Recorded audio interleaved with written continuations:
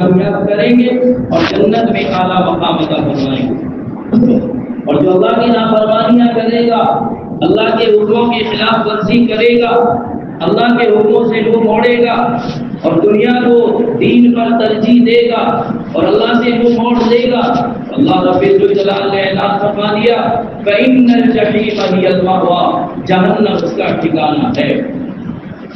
تو کامیاب ہے وہ انسان جس کے لیے اللہ رب الجلال جنت کا فیصلہ فرما دے، ناکام ہے وہ انسان جس کے لیے اللہ رب الجلال جہنم کا ٹھکانہ مقرر کر دے۔ رمضان المبارک کا مہینہ آیا اور رخصت ہوا چاہتا ہے، صرف 2-3 روز باقی ہے۔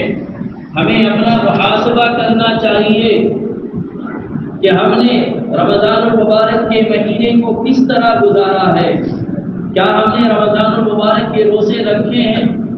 کیا ہم نے قرآن کریم کی تلاوت کی ہے؟ کیا ہم نے تراویحوں کا اہتمام کیا ہے؟ کیا ہم نے اضافی نوافل پڑھے ہیں؟ کیا ہم نے رمضان المبارک کے مہینے میں تہجد کا اہتمام کیا ہے؟ اگر یہ سب کچھ اللہ کی توفیق سے ہوا ہے تو اللہ رب الجلال کا شکر ادا کرنا چاہیے، اور اگر اس کے برعکس ہے، اس کے خلاف ہے کہ رمضان المبارک کا مہینہ آیا اور اسی طریقے سے غفلت کے ساتھ ہم نے گزار دیا، تو پھر اللہ رب الجلال سے توبہ و استغفار کرنا چاہیے۔ کل نفس ذائقۃ الموت وَإِنَّمَا تُوَفَّوْنَ أُجُورَكُمْ، مرنا ہے، موت آنی ہے، اس سے کسی کو مفر نہیں۔ قُلْ إِنَّ الْمَوْتَ الَّذِي تَفِرُّونَ مِنْهُ فَإِنَّهُ مُلَاقِيكُمْ، قرآن کہہ رہا ہے کہ یہ موت جس سے تم بھاگتے ہو، تم بھاگ نہیں سکتے، راہ فرار اختیار نہیں کر سکتے، موت سے کہیں چھپ نہیں سکتے، موت بہرحال تمہیں آ کر کے رہے گی۔ اینما تکونوا یدرککم الموت ولو کنتم فی بروج مشیدہ، اگر تمہارا خیال یہ ہو کہ ہم محلات میں محفوظ ہو جائیں گے، قلعوں میں محفوظ ہو جائیں گے، تالوں کے اندر محفوظ ہو جائیں گے اور موت سے بچ جائیں گے، تو قرآن کہہ رہا ہے اینما تکونوا یدرککم الموت، تم جہاں کہیں بھی رہو گے، موت سے جہاں بھی چھپنا چاہو گے، موت تمہیں پا لے گی۔ وَلَوْ كُنْتُمْ فِي بُرُوجٍ مُشَيَّدَةٍ، اگرچہ تم مضبوط قلعوں کے اندر محفوظ ہو جاؤ، موت تمہیں وہیں آ کر کے پکڑے گی۔ تو اس موت سے انسان بچ نہیں سکتا، موت سے راہ فرار اختیار نہیں کر سکتا، اس لیے عقل مندی کا تقاضا یہ ہے کہ موت سے پہلے موت کی تیاری کی جائے۔ اسی لیے اللہ کے نبی صلی اللہ علیہ وسلم نے ارشاد فرمایا الکیس من دان نفسا وعمل لما بعد الموت، عقل مند انسان وہ ہے جو اپنی حقیقت کو پہچان لے، جو اپنی ذات کو پہچان لے، جو یہ پہچان لے کہ میں کون ہوں، میں کہاں سے آیا ہوں، کیوں آیا ہوں، کیوں اللہ نے مجھے دنیا میں بھیجا ہے، میری ذمہ داریاں کیا ہے، میری تخلیق کا مقصد کیا ہے۔ اگر انسان نے اس حقیقت کو پہچان لیا تو وہ انسان کامیاب ہے۔ وَعَمِلَ لِمَا بَعْدَ الْمَوْتِ، اللہ کے نبی صلی اللہ علیہ وسلم فرما رہے ہیں کہ عقل مند انسان وہ ہے جو اپنی حقیقت کو پہچان لے، اپنی ذات کو پہچان لے اور مرنے سے پہلے موت کی تیاری کر لے۔ اگر انسان مرنے سے پہلے موت کی تیاری کر لیتا ہے تو اللہ کے نبی صلی اللہ علیہ وسلم نے ارشاد فرمایا یہی انسان عقل مند ہے۔ ہاں، یہی انسان عقل مند ہے جس کو ہم بے وقوف سمجھتے ہیں۔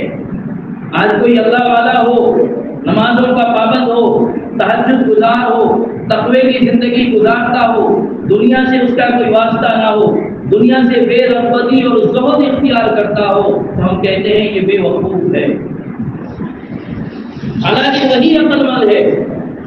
ہارون رشید ایک بادشاہ گزرا ہے، اس کا ایک بیٹا تھا جو بہت اللہ والا تھا، حالانکہ باپ بادشاہ تھا، وہ شاہانہ زندگی گزار سکتا تھا، ٹھاٹ باٹ کی زندگی گزار سکتا تھا، مگر وہ بادشاہ کے خزانے سے 1 روپیہ نہیں لیتا تھا، اپنی محنت مزدوری کرتا تھا اور اپنے ہاتھوں کی کمائی سے اپنے کپڑے بناتا تھا، اپنے کھانے پینے کا انتظام کرتا تھا۔ ایک مرتبہ بادشاہ کا دربار لگا ہوا ہے، ہارون رشید کا دربار لگا ہوا ہے، وزراء بھی ہے اور دیگر لوگ بھی بیٹھے ہوئے ہیں۔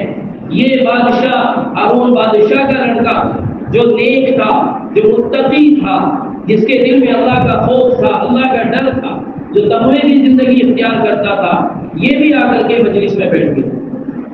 ابو ذر نے دیکھا کہ اس کے تن پر جو کپڑا ہے اس میں پیوند لگے ہوئے ہیں، معمولی قسم کا کپڑا پہنا ہوا ہے اور شکل و صورت بھی اس کی ایسی ہے۔ تو ابو ذر نے بادشاہ سلامت سے شکایت کی کہ دیکھو یہ ہماری بے عزتی کرا رہا ہے، اس کے ذریعے سے آپ کی بے عزتی ہو رہی ہے۔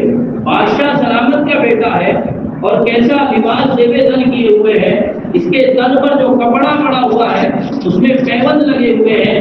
بادشاہ سلامت، اس سے تو آپ کی بے عزتی ہو رہی ہے، اس سے تو آپ کی توہین ہو رہی ہے، اس سے تو آپ کی ناک کٹوا دی ہے۔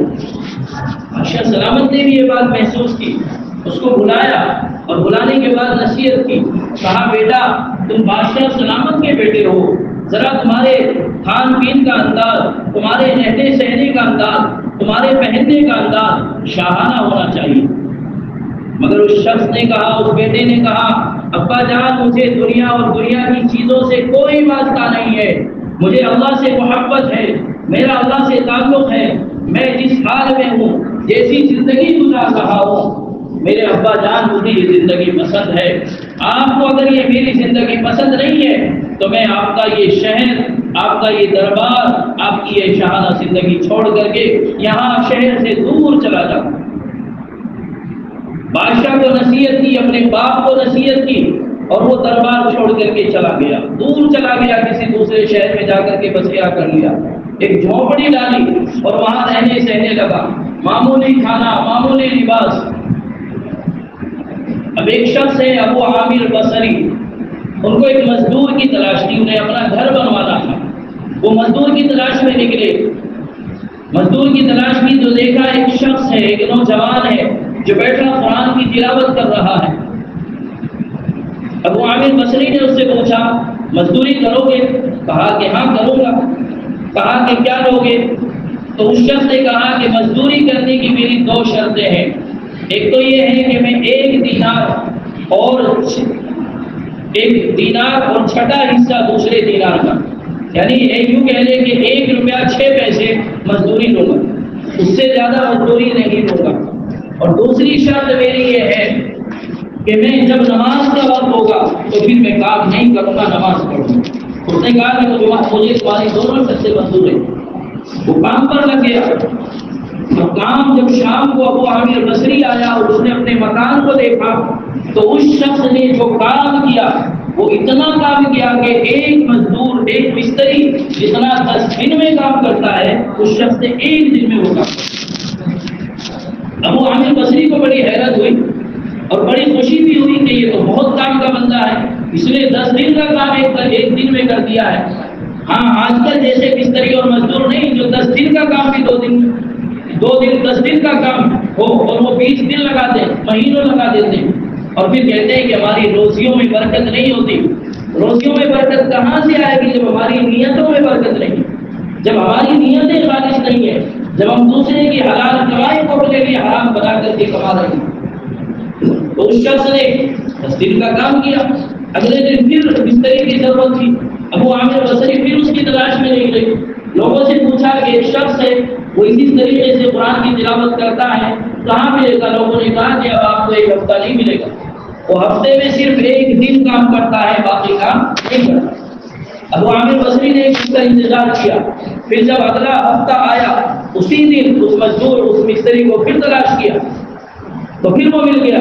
کہا کہ کام کرو گے؟ اس نے کہا کہ ہاں کام کروں گا، مگر میری وہی 2 شرطیں کہ میں اتنے پیسے لوں گا، اس سے زیادہ نہیں لوں گا، اور نماز کا وقت ہوگا کام چھوڑ دوں گا، پہلے نماز پڑھوں گا۔ اس نے کہا کہ مجھے تمہاری دونوں شرطیں منظور ہیں۔ اس نے پھر کام کیا، پھر اس نے وہی کیا کہ 1 دن میں 10 دن کا کام 1 دن میں کر دیا۔ ابو عامر بصری کو بڑی خوشی ہوئی کہ یہ تو بڑا کام کا بندہ ہے۔ شام کا جب وقت ہوا تو اس کو مزدوری ڈبل دینا چاہا کہ تم نے تو بہت زیادہ کام کیا۔ اس نے کہا کہ نہیں، میں نے شرط لگا دی تھی کہ میری جو مزدوری ہے وہ میں نے طے کر لی تھی، اس سے زیادہ نہیں ہوئی۔ اب تیسرے ہفتے کا پھر ابو عامر بصری کو انتظار ہوا، پھر اس کی تلاش کے لیے نکلے، لوگوں سے پوچھا، کہا کہ اب آپ کو وہ نہیں ملے گا۔ وہ بیمار ہے، اس کی طبیعت بہت زیادہ خراب ہے اور کھلا جگہ جھوپڑی میں پڑا ہوا ہے۔ ابو عامر بصری اس کی عیادت کے لیے گئے، وہاں جا کر کے دیکھا کہ وہ بہت لاغر ہو گیا ہے، بہت کمزور ہو گیا ہے، اس کی صحت بہت کمزور ہو گئی ہے اور لگتا ہے کہ بس اس کا آخری وقت ہے۔ ابو عامر بصری کو دیکھا، اس نے پہچان لیا اور کہا کہ آپ اچھے وقت پر آئے ہیں، میرا مرنے کا وقت قریب آ گیا ہے، میں آپ کو کچھ ذمہ داریاں سونپنا چاہتا ہوں۔ ایک تو یہ ہے کہ جب میرا انتقال ہو جائے تو میرے پاس یہ جو چادر ہے، یہ جو پرانی سی چادر ہے، میری تدبیر مجھے اسی میں کفنا دے۔ ابو عامر بصری نے کہا کہ نہیں، میں تمہارے لیے نئے کفن کا انتظام کر دوں گا۔ اس شخص نے کہا کہ نہیں، نیا کپڑا تو زندہ لوگوں پر اچھا لگتا ہے، مردوں کے لیے تو پرانا کپڑا ہی کا۔ اور دوسری چیز یہ ہے کہ میرا ایک کچھ سامان ہے، ایک لوٹا ہے، ایک لنگی ہے، ایک چٹائی ہے، یہ جو آدمی میری قبر کھودے، اس قبر کھودنے والے کو اجرت مزدوری کے طور پر دے۔ اور تیسری چیز یہ ہے کہ میری دو چیزیں ہیں، ایک قرآن کریم ہے اور دوسری ہے میری انگوٹھی ہے، اگر تمہاری ملاقات ہارون رشید بادشاہ سے ہو جائے تو یہ دو چیزیں ان تک پہنچا دو۔ ابو عامر بصری نے کہا کہ بادشاہ تک تو میری رسائی نہیں ہو سکتی، تو اس شخص نے کہا کہ بادشاہ تک رسائی نہیں ہو سکتی، اگر بادشاہ جب سفر پر جا رہا ہو تو اسی موقع سے آپ یہ دو چیزیں بادشاہ سلامت ہو جائیں۔ انتقال ہو گیا، اسی پرانی چادر میں کفنا دیا گیا، وہ لنگی لوٹا چٹائی اس مزدور کو جس نے قبر کھودی تھی دے دی گئی، اور ابو عامر بصری اب یہ انگوٹھی ہے اور یہ قرآن لے کر کے بادشاہ سلامت کے پاس پہنچتے ہیں، اور جیسے بادشاہ کا قافلہ گزر رہا تھا، نوجوانوں کا قافلہ گزرا، فوجیوں کا قافلہ گزرا، اور پھر ہارون رشید جب آیا تو ہارون رشید کو آواز دے کر کے کہا بادشاہ سلامت، مجھے آپ سے 1 منٹ کی بات کرنی ہے، کچھ سامان ہے جو آپ تک پہنچانا۔ تو ہارون رشید کو وہ قرآن اور وہ انگوٹھی دی، ہارون رشید نے وہ انگوٹھی اور قرآن دیکھا تو اس کے ہوش و حواس گم ہو گئے، اس نے کہا یہ تو میرے بیٹے کی انگوٹھی ہے اور اسی کا قرآن ہے، تمہیں یہ کہاں سے ملا؟ اس نے سارا واقعہ بتایا، اور پھر ہارون رشید نے کہا کہ مجھے اس کی قبر پر لے کر چلو۔ ہارون رشید اس شخص کی قبر پر، اس بیٹے کی قبر پر گیا، بہت دیر تک بیٹا زاروں قطار روتا رہا اور کہا الکیس من دان نفسا، ہم تو اس بیٹے کو بے وقوف سمجھتے رہے، پاگل سمجھتے رہے، دیوانہ اور مجنون سمجھتے رہے، حقیقت بات یہ ہے کہ عقل مند یہی تھا جس نے اللہ سے اپنا تعلق مضبوط کر لیا۔ تو حقیقت یہ ہے کہ کامیاب انسان، عقل مند انسان وہی ہے جو اللہ رب ذوالجلال سے اپنا تعلق مضبوط کر لے۔ یہ رمضان المبارک کا مہینہ اسی لیے تو آتا ہے کہ 11 مہینے جو غفلت کی زندگی گزاری ہے، آؤ رب کے پاس 1 مہینہ کم از کم اللہ کے سامنے سر جھکاؤ، 1 مہینہ اللہ کے لیے روزے رکھو، تراویح کا اہتمام کرو، قرآن کی تلاوت کرو، اللہ کا ذکر و اذکار کرو، اللہ سے اپنا تعلق مضبوط کر لو۔ اس لیے کہ موت تو بہرحال آنی ہے، اسباب سے انسان موت سے محفوظ نہیں رہ سکتا۔ اگر آدمی سوچتا ہو کہ میرے پاس پیسہ ہے، میرے پاس دولت ہے، میں بیمار ہوگا تو اچھا علاج کرا لوں گا، میں اپنی مرضی سے مروں گا، نہیں، اگر اسباب سے کوئی انسان دنیا میں محفوظ رہ سکتا اور موت سے بچ سکتا تو مائیکل جیکسن، جس کے بارے میں آپ نے خوب سنا ہوگا، ایک بہت بڑا اور مشہور ڈانسر تھا، اس کی جب پہلی البم مارکیٹ میں آئی تو تقریباً 4 کروڑ لوگوں نے دیکھا، دوسری البم جب مارکیٹ میں آئی تو 8 کروڑ لوگوں نے دیکھا، اور بہت تیزی سے اس نے ترقی کی، امریکہ، نیو یارک اور دوسرے ملکوں میں، برطانیہ وغیرہ، پوری دنیا میں مائیکل جیکسن ڈانسر مشہور ہو گیا۔ جب اس کے پاس دولت بہت زیادہ ہو گئی، شہرت بہت زیادہ ہو گئی، تکبر بھی آیا اور اس نے اعلان کر دیا کہ میں 150 سال تک مروں گا نہیں، میں 150 سال زندہ رہوں گا، اور اس نے پھر اس کے اسباب اختیار کیے، اس نے اپنے گھر اپنا ایک محل بنوایا، ایک اچھے ہاسپٹل کے پاس جس میں ماہرین ڈاکٹر تھے، اس نے کہا کہ میرا محل ہے ہاسپٹل کے قریب ہے، اگر میری سانسیں رکنے لگے، مجھے آکسیجن کی کمی ہونے لگے یا مجھے دل کا اٹیک ہونے لگے تو مجھے فوراً اس ہاسپٹل میں ایڈمٹ کر دینا تاکہ مجھے آکسیجن کا میرے لیے انتظام ہو اور سارا علاج ہو سکے۔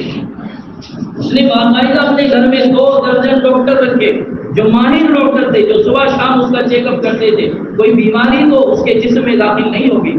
وہ جب کھانا کھاتا تھا تو 3 لیبورٹریز میں اس کا کھانا چیک ہو کر کے آتا تھا. جب وہ 3 لیبورٹریز والے ڈاکٹر اوکے کر دیتے تھے تب وہ کھانا کھاتا تھا اور پانی پیتا تھا. یعنی اس نے اسباب کی دنیا میں سارے انتظامات کیے تھے.